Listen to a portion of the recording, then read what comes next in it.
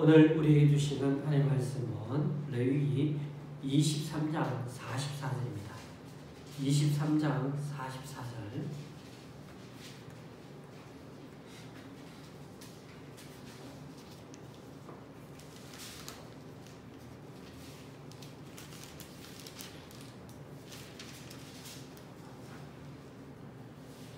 한 절인데 목소리를 읽겠습니다.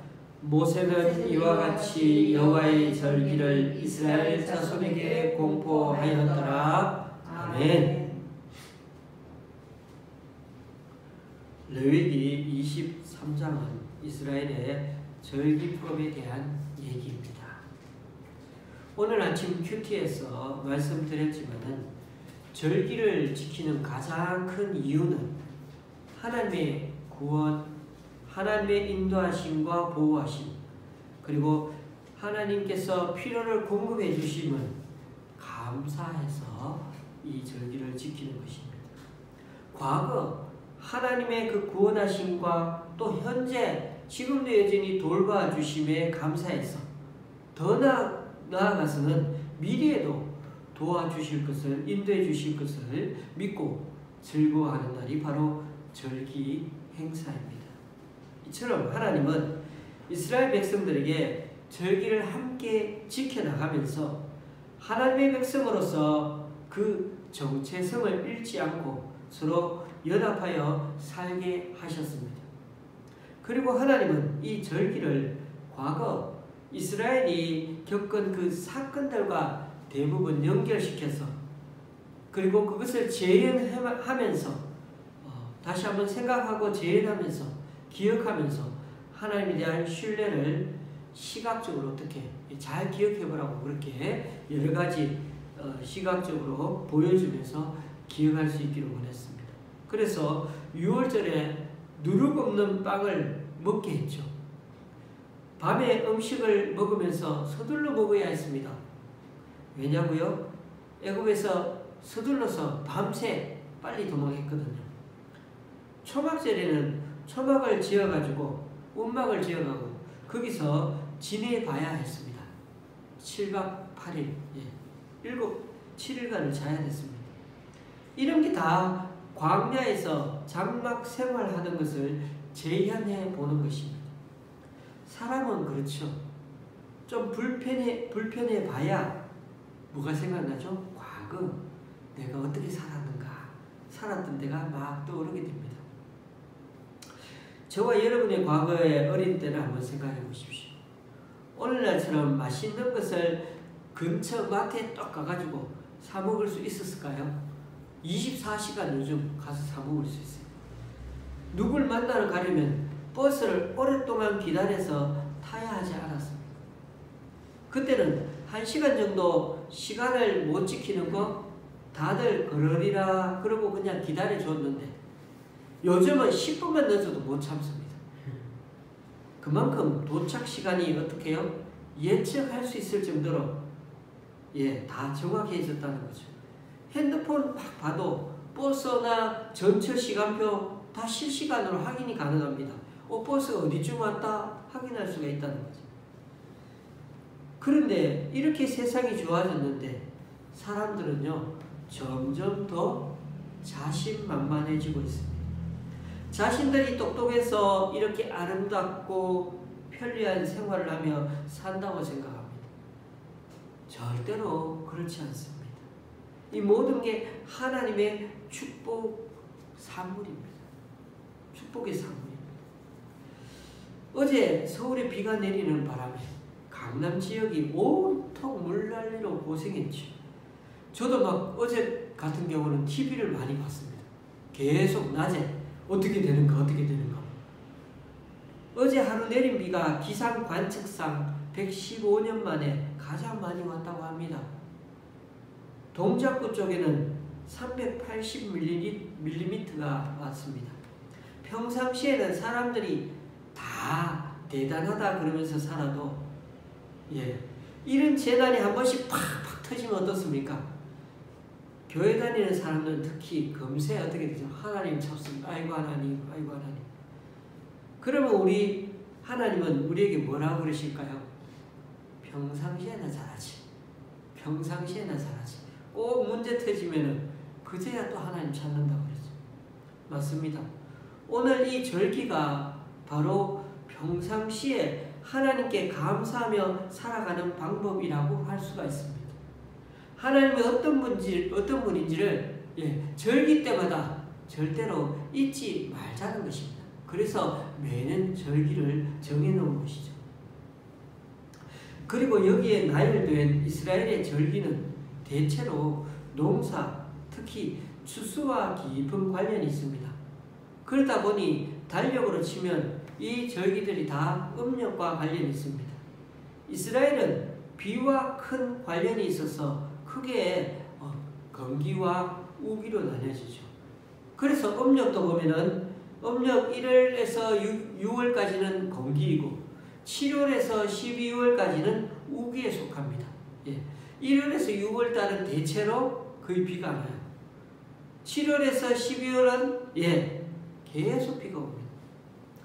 그래서 7월에 이른 비가 내린 뒤 8, 9월 사이에는 비가 올 때 파종, 씨 뿌리기를 마무리하고 그 다음에 1, 2월 사이에 추수를 시작해서 마칩니다. 이때 추수 직전에 뭐가 온다고요? 봄비가, 즉 늦은 비가 내려서 풍성한 추수를 거둘 수 있게 됩니다. 따라서 이른 비와 늦은 비는 추수하는 데 있어서 가장 중요한 요소이자 하나님의 축복으로 간주가 되었습니다. 여기서는 여러 절기들을 다시금 한번 제가 돌아보는 시간을 갖도록 해보겠습니다. 한번 정리해 보려고 합니다.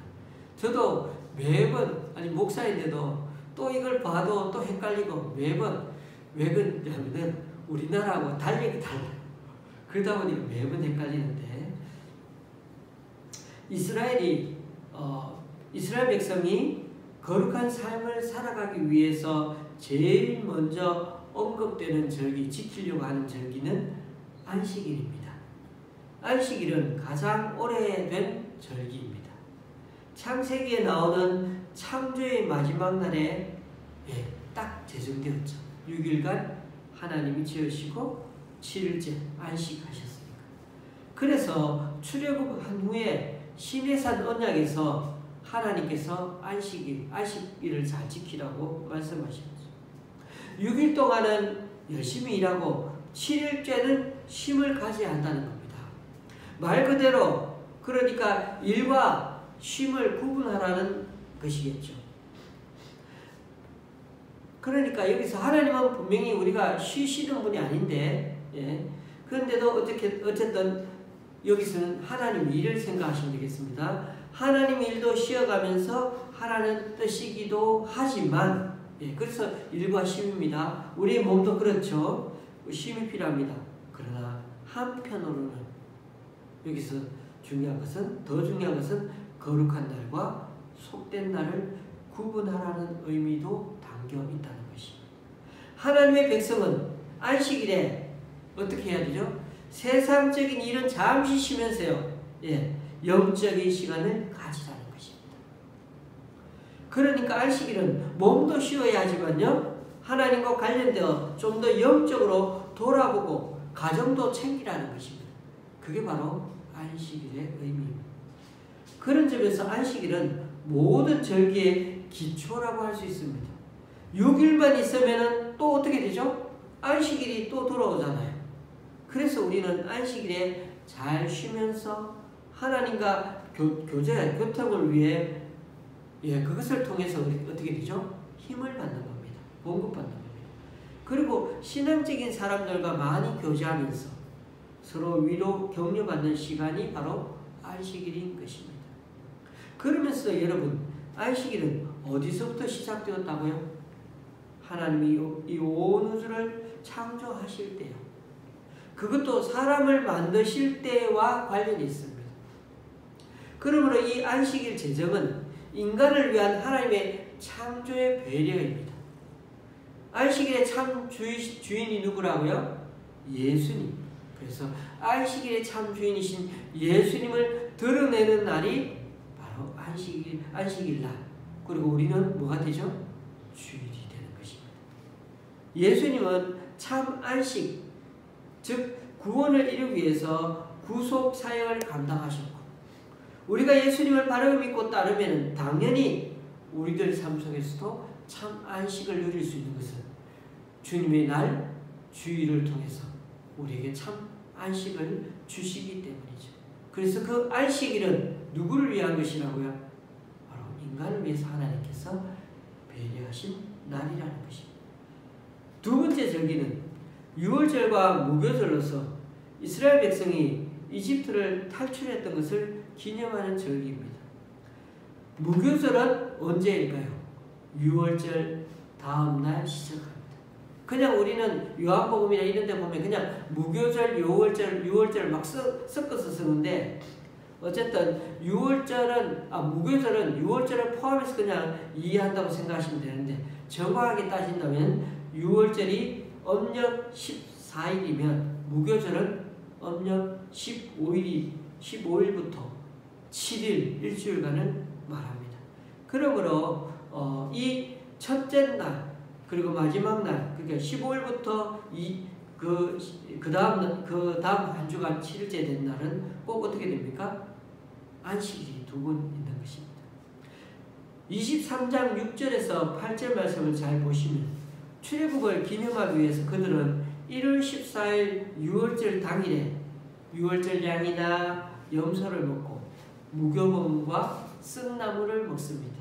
그 후부터는 고기를 먹는 건 아니고 일주일간 무교병만을 먹고 제사를 드립니다.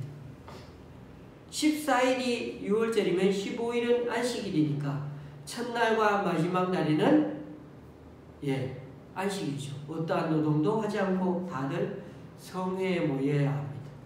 이들은 일주일간 누룩을 넣지 않은 무교병, 즉 맛도 없는 음식을 만들어 먹으면서 과거 노예 생활을 해야 했던 시절을 다시금 떠올려 보게 되는 것입니다.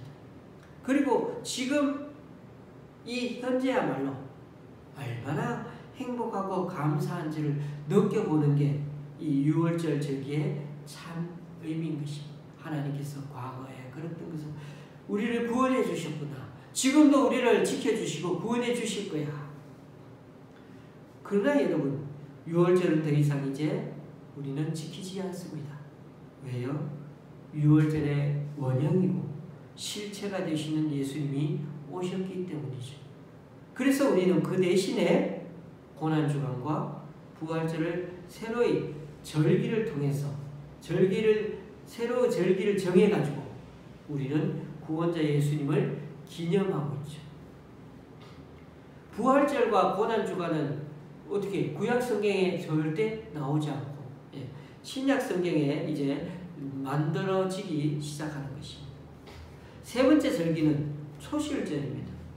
봄에 보리 수확을 한 첫 곡식단을 안식일 다음 날 흔들어서 바치는 절기입니다. 이때 1년 된 흠없는 순양도 함께 번제로 드리고 소제와 전제도 함께 드려야 합니다. 이 제사를 끝내기 전에는 핵곡식으로 만든 것을 먹으면 안 되죠. 먼저 하나님께 드려야 되니까. 첫 소산물을 하나님께 드리는 것은 그 땅의 소산권과 수확자의 주권이 누구에게? 우리 하나님께 있다는 것을 그렇게 하나님께 인정하는 표시인 것입니다. 그런데 여러분, 이스라엘의 절기는 다들 사건과 연관되어 있으면서도 농사와도 다 관련이 있다 했죠. 유월절 무교절은 이집트에서 탈출한 날을 기념하는 동시에 보리 추수를 축하하는 축제일이기도 합니다. 왜냐하면 무교절에 초실절이 끼어 있어서 정리해서 말씀드리면 유월절은 1월 14일이라고 그랬죠. 무교절은 그 다음 날이고요. 그 다음 날부터 일주일간이라고 그랬죠. 첫 보리 추수 곡식단을 하나님께 드리는 이 초실절은 무교절이 시작된 그 다음 날인 1월 16일부터입니다. 그럼 차례대로네요. 유월절, 무교절, 초실절 차례대로 그렇게 줄줄이 연결되어 있습니다. 초실절에는 아마도 백성의 대표가 첫 번째로 익은 보리 이삭 한 단을 바치면 제사장이 그것을 볶아가지고 소제물로 제단에 바쳤던 것 같습니다. 그러면 뒤에서 각 농사꾼들이 자발적으로 보리 추수물들을 다 소제로 그렇게 하나님께 바친 것으로 보입니다. 그런데 이 보리의 초실절은 77절을 일컫는 다른 명절인 곧 밀을 바치는 절기인 맥추의 초실절과 구분해야 합니다. 그러니까 보리의 초실절과 맥추, 즉 밀입니다. 맥추를 밀이라고 하는데 밀의 초실절은 다르다는 것입니다. 오늘날의 유대인들은 보리의 초실절은 오히려 지키지 않습니다만은 맥추의 초실절은 지금도 큰 명절로 지키는 중입니다. 하지만 우리 기독교인들에게는 이 보리의 초실절이 훨씬 중요할 것 같습니다. 왜요? 바로 이 날에 생각해 보십시오. 6월달에 누가? 예수님이 돌아가셨죠. 그 다음 날이니까 3일 만에 부활의 첫 열매로 부활하신 날이 바로 보리의 초실절이기 때문입니다. 네 번째 절기는 칠칠절입니다. 이 절기는 초실절에서 7번의 안식일이 지나고 50일째 되는 날입니다. 날짜로 계산해 보면 âm 년 1월 16일부터 7번의 일주일, 곧 49일을 세워서 정한 날, âm 년 3월 6일을 가리킵니다. 여기서 77절이 나온 거죠. 약간의 설명을 좀 더 드리면 77절은 1월 16일 초실절 당일을 빼고 49일을 계산해 부르는 말이고요. 신약에서는 77절 말고 오순절이라고 하죠. 구약에서는 오순절이라는 말은 오히려 없습니다만은 오순절은 50일을 가리키니까 1월 16일을 포함한 그런 포괄 셈법인 것입니다. 그 차이밖에 없습니다. 그런 점에서 3월 6일은 보리가 아니라 밀 추수가 시작되는 날입니다. 이때 밀을 수확한 것으로 만든 빵 2개를 하나님께 바치는 절기입니다. 빵만 드리는 게 아니고 번제, 속죄제 함께 다 드려야 했는데 제사장은 제물을 흔들어서 바쳐야 했습니다. 이 첫 번째 밀 수확물을 성전에 바쳤기 때문에 이날을 보리가 아니라 밀, 그래서 맥추 초실절이란 말입니다. 처음으로 바치는 맥추 초실절. 그리고 우리는 줄여가지고 맥추절이라고 그러죠. 맥추 초실절이라는 말이 어디에 나온다고? 출애굽기 34장 22절을 보면 77절 곧 맥추의 초실절을 지키라고 되어 있습니다. 자, 여러분, 구약에서는 맥추절 그리고 77절이라는 말을 사용했습니다만 이제 신약으로 넘어와서는 이런 절기가 별로 의미가 없어졌습니다. 우리의 풍요로움의 원천이신 그 하나님이 다 우리의 풍요로움이라고 고백하고 감사드리는 절기, 이 절기가 바로 맥추절이요 77절입니다만은 오히려 이 77절은 우리에게 이제는 77절의 의미가 아니고 뭐로? 오순절로 알려지게 됐습니다. 좀 달리 말려가 이제는 오순절의 말도 잘 안 쓰고 우리는 뭐라 그러죠? 성령 강림절이라고 했습니다. 이처럼 성경의 말씀이 달라진 것이 아니라 진정한 실체 되시는 누가? 예수님께서 구원자가 오셨으니까 우리는 이제는 구약의 그림자를 더 이상 붙잡아서는 안 되고 예수님을 더 실체이신 그 주님을 바라보아야 하는 게 맞지 않겠습니까? 그래서 우리는 예수 그리스도를 바라보고 성령 강림을 바라보게 되는 것입니다. 예수님은 말씀하시지 않았습니까? 내가 온 것은 양으로 생명을 얻게 하고 더 풍성히 얻게 하려는 것이다. 예수님을 통해 우리는 구원을 받았을 뿐 아니라 이후로 우리와 함께 하시는 그 성령님을 통해서 우리 인생을 더 풍성히 얻게 하실 거라는 거예요. 그게 바로 지금 성령님이 우리와 동행하시는 이유인 것입니다. 여러분, 이스라엘의 절기는 사실 음력 1월과 7월에 다 사실은 이 두 달에 연결되어 있습니다. 그래서 우리는 복잡하게 외울 필요가 없이 음력 1월과 7월만 외우면 됩니다. 이스라엘의 절기에서. 음력 1월과 7월, 좀 전에 본 절기들 한번 기억해 보십시오. 음력 1월 14일부터 시작해가지고, 그죠? 6월절, 무교절, 초실절, 그리고 50일 뒤에는 뭐죠? 77절. 줄줄이 다 있었죠. 7월에는요, 세 가지 절기가 연이어지는데요. 나팔절과 대속절과 초막절입니다. 다섯째는, 그래서 오늘 이 다섯 번째 제가 살펴보는 절기는 일곱째 달 초하루에 지키는 나팔절입니다. 이때는 어떠한 노동도 하지 않고 성회를 열어서 화제를 드리는 날입니다. 이스라엘에서는 신년이 우리나라처럼 1월이 아니고 언제라고요? 7월입니다. 7월이 신년 시작입니다. 그래서 7월이 거룩한 날입니다. 나팔절은 신년 7월 1일인데 유대인들은 이 날을 로쉬 하샤나라고 그렇게 지금도 부르고 있는데, 이것은 에스겔 40장 1절에 나오는 그 해의 머리라는 뜻입니다. 이 날은 다른 명절과 마찬가지로 성회로 지키면서 노동은 안 합니다. 안식이 겹쳐집니다. 제사장이 부는 양뿔로 만든 그 나팔 소리로 이 날을 크게 알리기 때문에 나팔절이라고 부르는 것입니다. 이스라엘은 그 나팔 소리를 들으면서 하나님과 그분의 보호, 그리고 그분의 인도하심을 더 한번 확실하게 기억하라는 것입니다. 나팔절에도 다양한 제물들이 제사장들에 의해서 바쳐지게 되는데, 그것은 민수기 29장에 보면 추가로 잘 규정되어 있습니다. 여기서는 그래서 설명은 이렇게 생략하겠습니다. 여섯 번째로는 7월 10일에 지키는 속죄일입니다. 자, 7월 1일은 나팔절, 7월 10일은 속죄, 대속죄일입니다. 이날도 일을 하지 않고 스스로 괴롭게 하면서 성회를 열어서 화제를 드려야 합니다. 우리가 이미 살펴본 바와 같이 대제사장이 1년에 딱 한 번 지성소에 들어가가지고 언약궤 위에다가 피를 뿌리면서 이스라엘의 죄를 사해달라고 강구하는 날이 아닙니까? 저와 여러분은 상상이 가지 않지만 1년에 한 번 맞이하는 대속죄일에 이스라엘 사람들을 표정을 한번 생각해 보십시오. 모두들 성방을 다 바라보면서 조마조마하고 있습니다. 대제사장이 지성소에 들어갔다가 무사히 나오기만을 기다리는 심정 말입니다.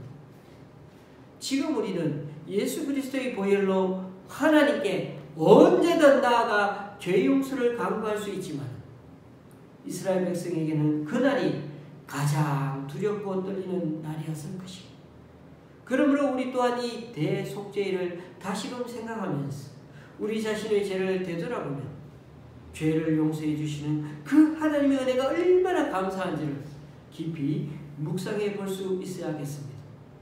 일곱 번째는 7월 15일부터 일주일 동안 지켜야 하는, 정확하게는 22일까지가 8일간 지키는 절기가 바로 초막절입니다.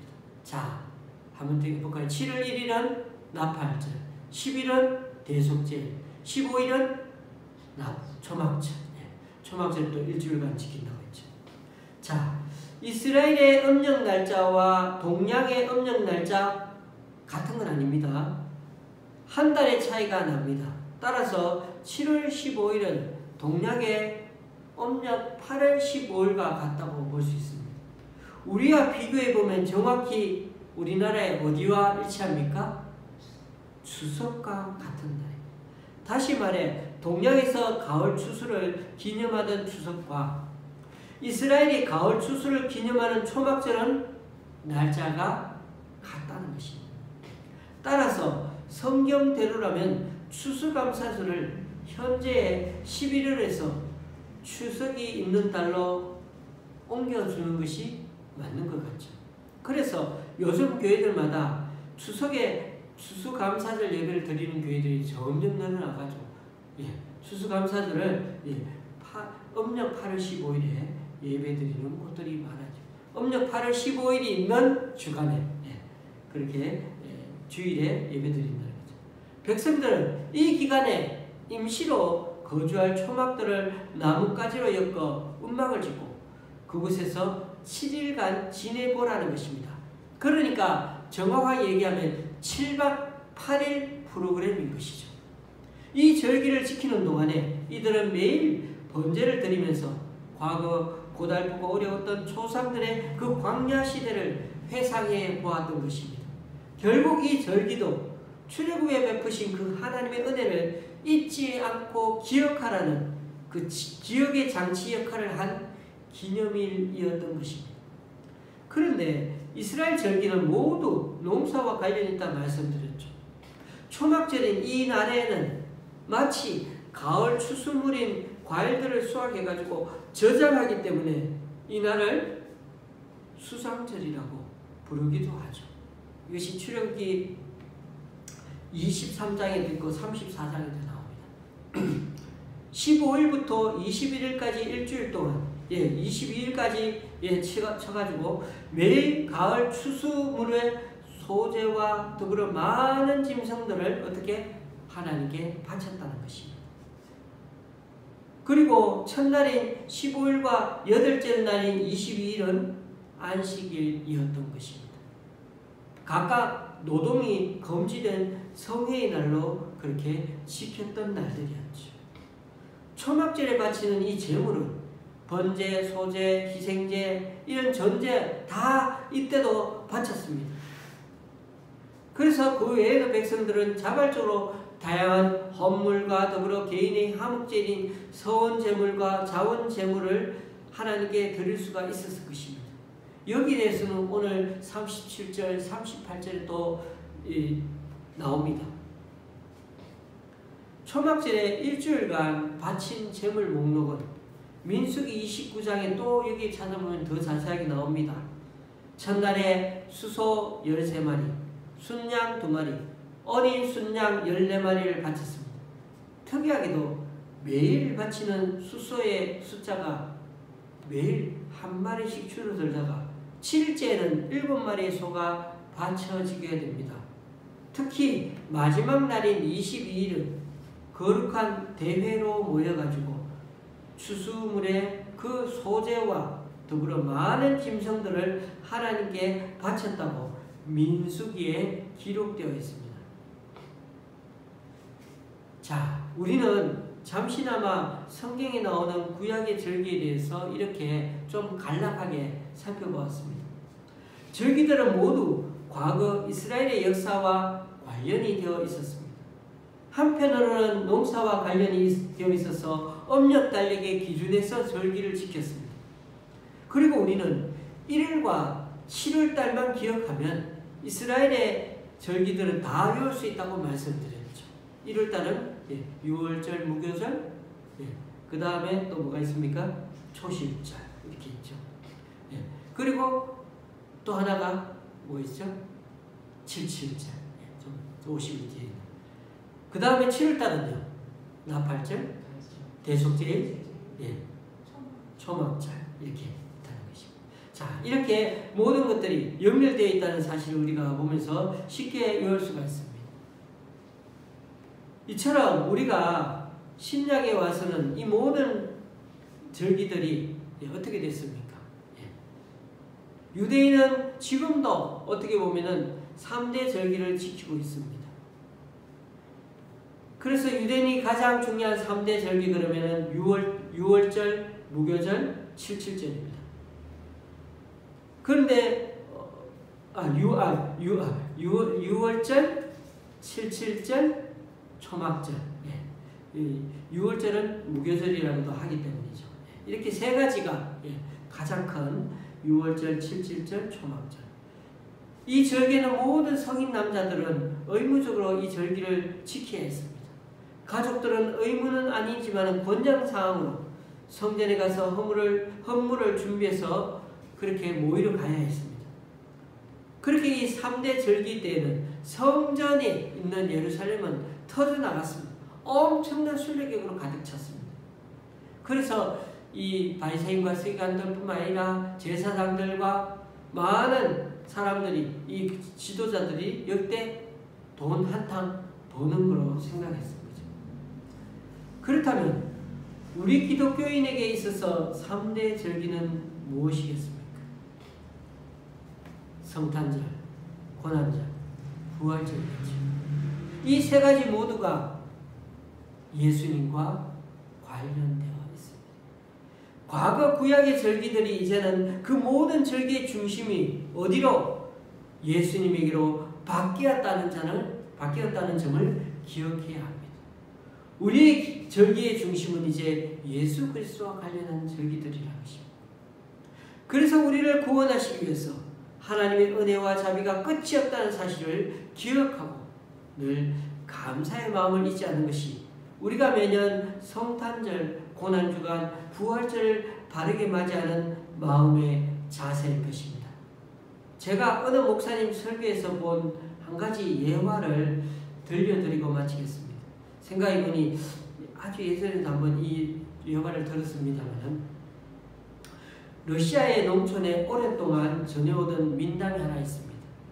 한 가난한 농부가 살았습니다. 그는 이른 새벽부터 밭에 나가서 열심히 일했습니다. 쟁기질이 끝나고 시장기가 돌 무렵 나무 밑에 놓아둔 빵 한 조각을 찾아 먹으려고 했더니, 그런데 어느 날 그날에는 빵이 깜짝같이 사라졌습니다. 어쩔 수 없이 맹물로 배고픔을 막 달래면서 속으로 얘기했습니다. 오늘 하루 굶는다고 죽진 않겠지. 누구든 그 빵이 필요했으니까 가져갔겠지. 그 사람이라도 잘 먹으면 좋겠군.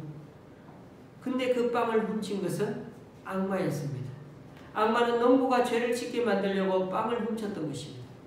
하지만 농부는 빵 도둑에게 악담을 퍼붓기는커녕 오히려 축복하는 말을 남기지 않았습니까? 그 악마는 대장 악마에게 야단을 맞았습니다. 악마다운 지혜가 부족했다는 것이었습니다. 악마는 다른 술책을 꾸몄습니다. 농부의 빵을 훔치는 대신에 농부의 빵을 더 늘려주기로 했습니다. 하인으로 변장한 악마의 도움으로 농부는 가뭄이 들거나 홍수가 들어도 이상하게도 많은 수확을 하게 되었습니다. 곡식이 남아돌자 악마는 그것으로 술을 만들려고 부추겼습니다. 마침내 허기를 달래주던 일용할 양식이 이제는 쾌락을 위한 도구로 바뀌었습니다. 술이 생기자 농부는 친구들을 불러들여 먹고 마시며 놀았습니다. 술자리를 마칠 즈음 너나 할 것 없이 인간의 모습은 간되었고 동물들로 변해버렸습니다. 어떻게 한 것이냐고 대장 악마가 그 악마에게 물었습니다. 그러자 이렇게 대답합니다. 자기가 한 일이라곤 농부에게 필요한 양보다도 더 많은 수확을 준 것밖에 없다고 말했습니다. 남아도는 것이 생기자 농부는 하나님 주신 선물을 자신의 쾌락을 위해 쓰기 시작했고, 그때부터 인간의 마음에 묶여있던 내면의 속 그 짐승들, 여호와 늑대와 돼지의 피가 다 뛰쳐나오다라는 것입니다. 이 부분은 톨스토이에 나오는 그런 악마와 빵 한 조각이라는 책에 나오는 것입니다. 교우님들, 저는 이 책을 보지 않았지만 그 목사님의 예화를 제가 빌렸은 것입니다. 교우님들, 옛 이야기이지만 제가 한번 얘기한 것 같은 이 얘기에 역시 우리 삶을 비춰주는 거울과 같은 예화인 것 같지 않습니까? 그렇습니다. 가진 것이 많아야 감사할 수 있는 게 아니죠. 우리 삶이 하나님 마음에 떼어 있기만 한다면 그것이 감사의 마음이 되는 것입니다. 교우님들, 감사하는 마음은 바로 내가 누구인지를 알 때 생기는 것입니다. 감사하는 마음은 우리 주인이 누구인지를 아는 마음인 것입니다. 감사할 줄 아는 이가 자기가 누구인지, 자기 삶의 주인이 누구인지를 아는 사람인 것입니다. 이제 좀 살만하다 자만하지 말고, 세상 사람들은 점점 자만해지니까 지금 이렇게 문제들이 생길 때서야 그제서야 다시 한번 생각하고 돌아보게 되는 것입니다. 그럴 때 하나님은 다시 한번 우리에게 어떻게 하면 자만하지 말고 이 감사의 마음을 절대 잃어버리지 말고 주님의 말씀대로 잘 분별하면서 주님 뜻대로 살아갈 수 있을까? 그것을 오늘도 이 말씀을 통해서 깨닫고 살아가라고 우리들에게 말씀하고 있습니다. 부디 남은 이 3일간의 삶도 늘 주님의 말씀에서 감사의 마음을 잃지 않고 무엇보다도 내가 누구인지 그리고 우리의 진정한 주인이 누구신지를 깨닫고 늘 그 주님을 위해서 힘쓰고 애쓰며 살아가는 저와 여러분이 되시기를 주님의 이름으로 간절히 축원합니다. 기도하시겠습니다.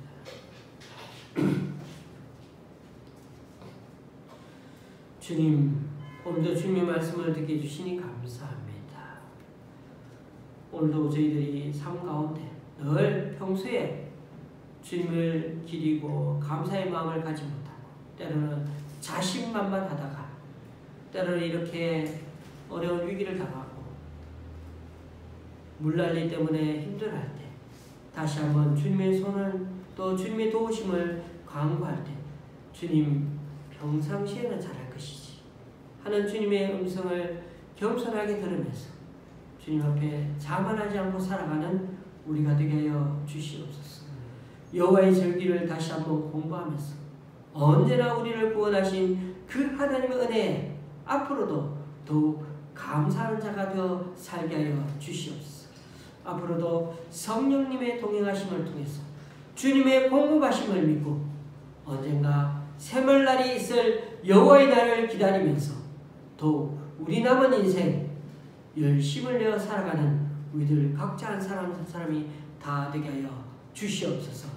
예수님의 이름으로 기도드리오며 이제 우리 모두 주님께서 가르쳐주신 기도를 한 목소리로 함께 기도하오니 하늘에 계신 우리 아버지여 이름이 거룩히 여김을 받으시오.